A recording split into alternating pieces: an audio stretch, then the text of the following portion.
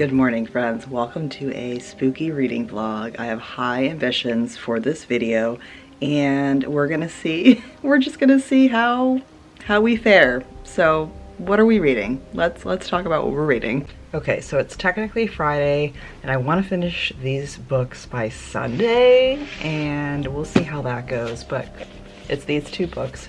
We have quite a theme with our color scheme, but first one that I just started reading last night and read a little bit this morning is The Dark Between the Trees by Fiona Barnett.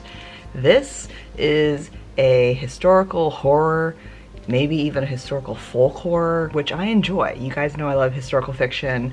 I dabble with horror, and this is kind of the spookiest book I have on my reading list for this year because the majority of my reading list is witchy, cozy books, which I love, and that's just been the vibe. But I want to put in a little bit of spooky, a little bit of horror, and this I think will fit the bill. I am borrowing this book from my friend Amanda, who is visiting for the week, and she is leaving on Sunday, so that is why we have a little bit of a time crunch to motivate us, a sense of urgency to get through and prioritize reading, and I think we can do it. This book is only 300 pages, or at least around 300 pages.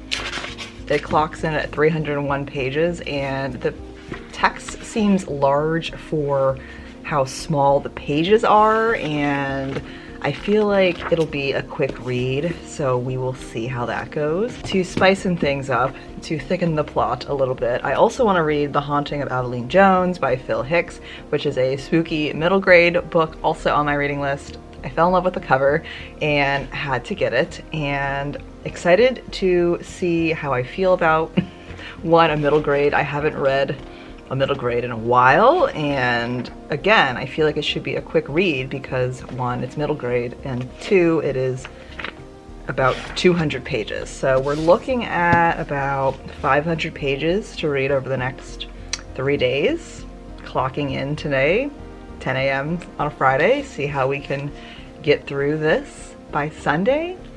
All right, we're starting the mission. Onward. But first I need coffee because I slept in, woke up, did my stretching and that kind of morning routine, but we haven't had any coffee yet. We have not emerged, so let's go make coffee. Amanda and I are gonna probably just jump into reading sprints, and I really want to get a good chunk of this in this morning because I am engaged, I'm interested, I want to know what happens. We'll get into the plot in a bit, so you guys can just kind of hang on your seats a little bit to wonder what's happening in this book, but you know the genre, so you can kind of speculate what's happening in here. So let's go make coffee and have a nice quiet reading sprint of a morning. This is what happens when Sheila doesn't have her coffee yet. We dropped a plate. We're off to a great start. Let's make coffee.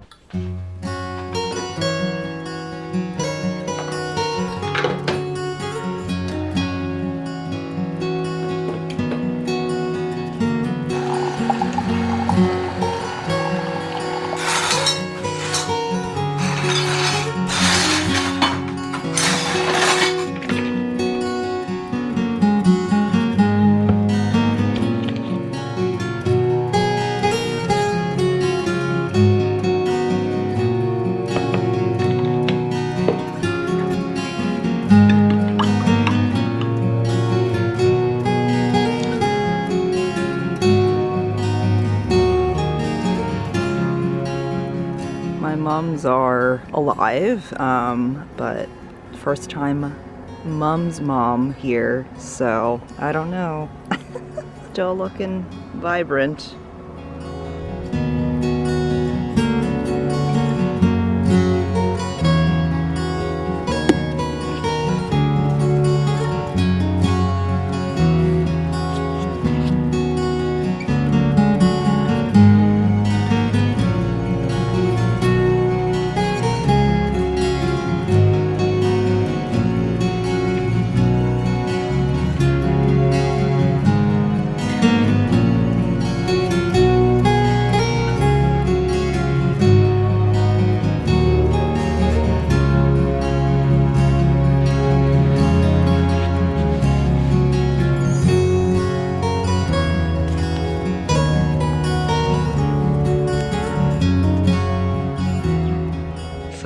gotten ready and I don't know about this eyeshadow situation. We're experimenting. So we went to Target yesterday and we wanted to just browse at the makeup, maybe get something. Amanda and I are both not makeup wearers and just, you know, needed kind of a refresh, restart, and some new things to make it exciting for us. So I love the Superstay, Maybelline Superstay ink crayon. I have this in a darker color that I've got last year and have loved. So I wanted to get a different color that was more of an, I don't know, less of a dark red and more of like a orangey tone. And this is called Rise to the Top number 110. And so far I like the color. I feel like it adds to the orangeness that I am trying to channel. And something new and, dare I say, exciting for me is that I got a eyeshadow palette by ColourPop. I have known ColourPop since I think the beginning days when they started, like years ago. Like all the beauty YouTubers and like lifestyle YouTubers were hyping it up, and I ordered it online and got like lip crayons when I didn't even know lip crayons were a thing. So I love ColourPop but have not really purchased anything from them in a long time, and we found these really pretty eyeshadow palettes, and I got the Peach Out palette, which has all these super pretty peach colors. If I can open it, maybe I can. I mean, so pretty. I tried to put them on my eyes, and then we realized we don't have appropriate brushes to apply eyeshadow makeup because, hello, we're not makeup people at all. So I just kind of found a few brushes in in my cosmetic bags that were not for eyeshadow. So I think I used 3 different colors to achieve this. I think I started with Peach Tea, which is like kind of a burnt orange color, which is making it very, I think, hello, harsh in your face. And then I tried to put some glittery colors like Not So Basic and Peach Me, which is a little bit lighter, and then blending, I'm like remembering how to do makeup, like, oh yeah, we put this on, we blend it, it somehow magically makes a thing. And then I tried to put a little bit of the Go-Getter, the dark brown, like in my crease, and then again tried to, you know, blend that all in, but I don't know. And we put my cat eye eyeliner on. That's what we're going for. I don't know, we'll see how I feel during the day, but I'm wearing my Moonstar earrings I got at the Renaissance Fair, which I absolutely love. They make me feel so witchy and ethereal, and that's the vibe. I also changed into a skirt because it's going to be a little bit warmer today, which I'm excited about. We're going to go try and read outside this afternoon, soak up the warm weather. This whole week has been great autumnal weather, but definitely on the chillier side. A little bit early, dare I say, for this summer to autumn transition where I'm still trying to go outside and enjoy nature. And when it's been cold, you just don't want to do that. So it's like a good temperature today. Like it was already really nice this morning when I was reading out on the patio, which was lovely, lovely vibes. And I've gotten to page 80, I think, of The Dark Between the Trees. It's reading quite quickly. That's why I'm thinking I will definitely blaze through this if we keep prioritizing our reading, but I'm enjoying it so far. I have low expectations. I'm not going into this thinking it's going to be amazing at all, but so far it's been spooky and mysterious. So basically we have a timeline of present day and 1643. Yep, so 1643, we're in northern England and there is a haunted woods essentially, and our present day characters are a team of historians. They're all female academics, and the head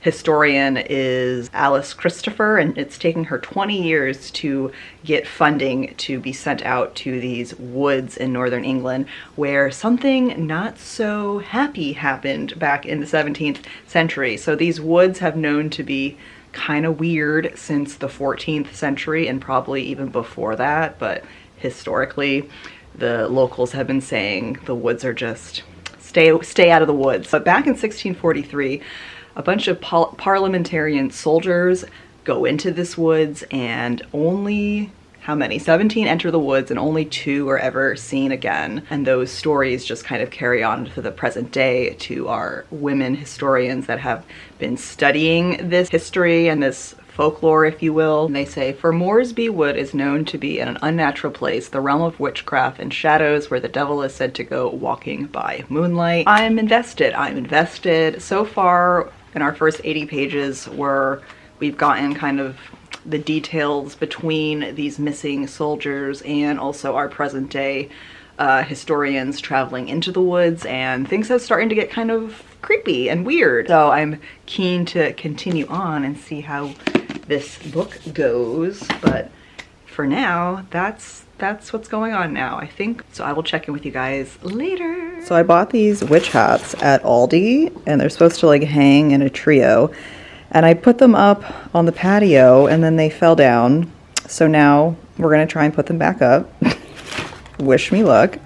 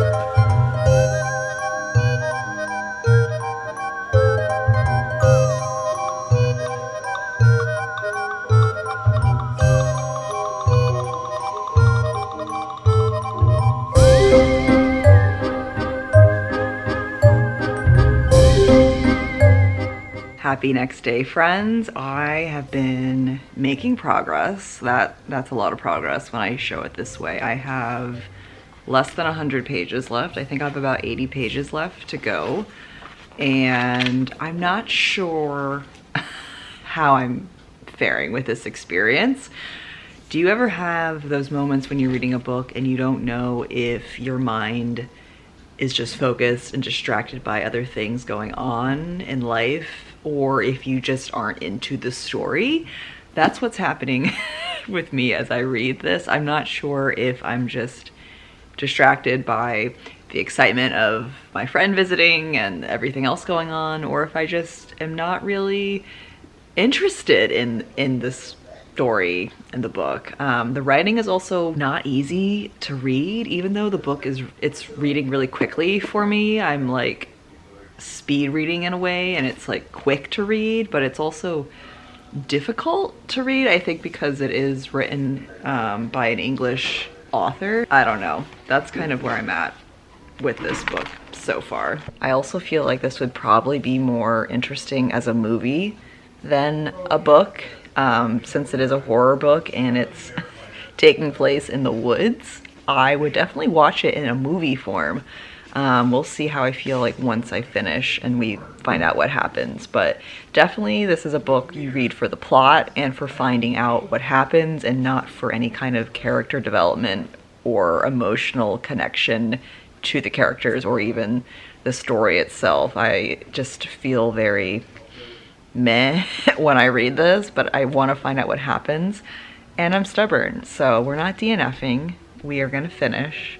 Luckily, it's like a quick read, so I feel like I'm not wasting my time, and I just started listening to the audiobook on Spotify and also like reading along with it to help me with my like weird focus problems that's going on. Now it's the afternoon. I need to run out. Amanda is out with her husband, who just drove down in last night. He's spending the night a couple days here. They have some things to do while they're down here, and then they're leaving tomorrow.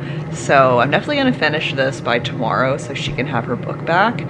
And then I'm hoping to start The Haunting of Aveline Jones soon. Like, ideal goal would be to finish this like by tonight, and then I start my middle grade book, and then we get that finished tomorrow. But we shall see. You know, life throws curves, and we just go along for the ride. So now I need to get dressed. I've been in my comfy, cozy Saturday clothes, and I need to head out, and I'm gonna meet up with Amanda and her husband and help them with some errands that they're doing. And then we'll be back later and hopefully have some more reading sprints to read. I am gonna listen to the audiobook in the car on my way to go out and about. So I think that will definitely help get me through these last 80 pages. So yeah.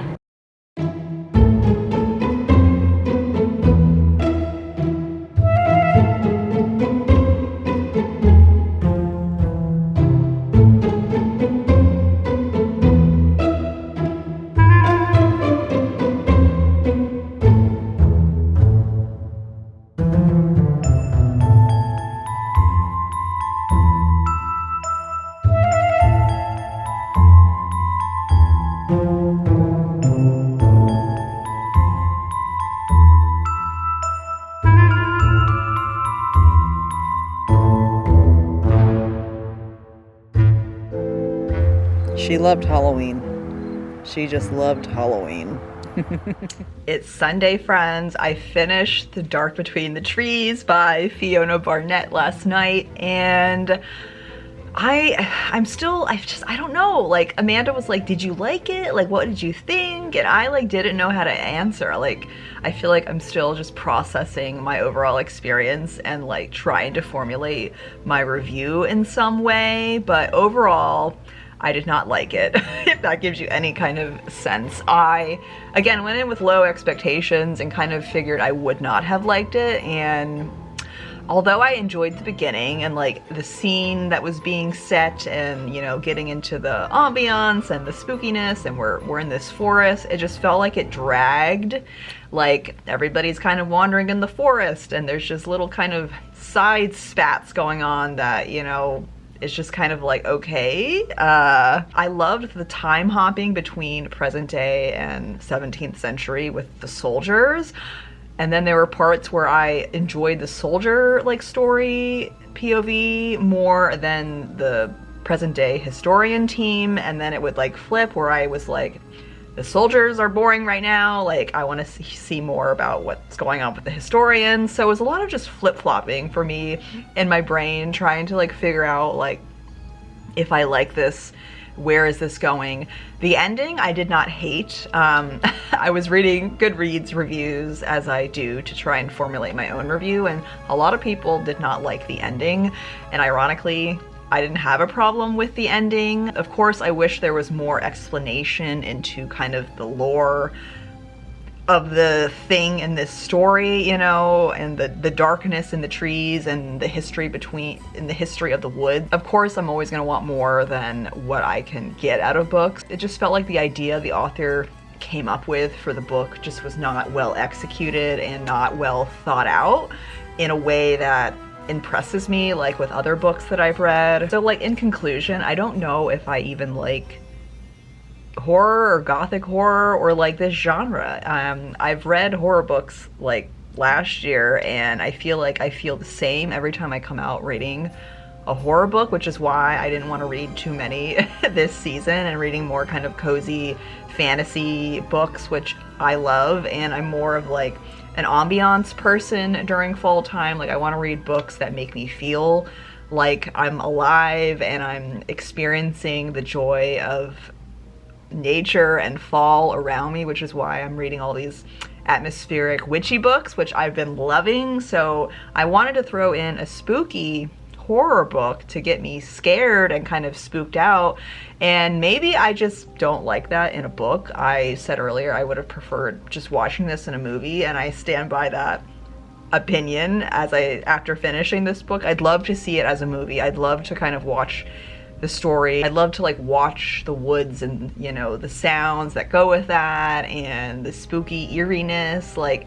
the author did create a good, eerie, unsettling, suspenseful setting. That's why I'm like, it might just be me. Like, I don't know if I like reading this kind of genre. So that's where I'm at with my review. I think I gave it a 2.5 out of 5 stars, and I didn't want to be too harsh because it was this author's debut novel, and overall, like, I just don't think it was for me. I don't know. That's kind of why I'm like, But shifting gears, I started reading my next book, The Haunting of Aveline Jones, last night, and I think I read 80 pages? Where did I leave off? I left off on chapter 4 last night. I was up until like 11 with Amanda doing some reading sprints, and I've read about 60 pages. So then today I've read a really good chunk and I've made my way to page 150. So we're definitely on track to finish this tonight. And I'm really loving this so far. I mean, coming out of the dark between the trees,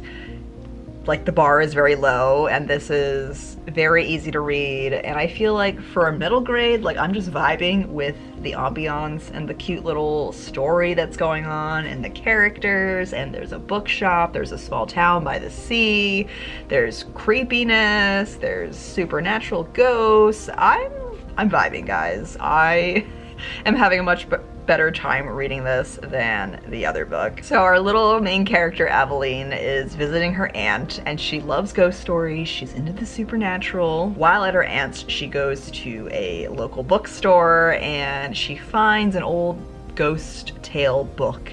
And in it, she comes to find that this book used to belong to this girl who went missing in 1984, and her name was Primrose Penberthy, who vanished mysteriously nearly over 30 years before our story takes place. So our main character just, you know, takes the case, and she goes to explore why this girl went missing, because nobody did anything, nobody has found her, and things start getting creepy. So I'm excited to finish this and see what I think. So we're gonna go finish it tonight, and I'll let you guys know what I think.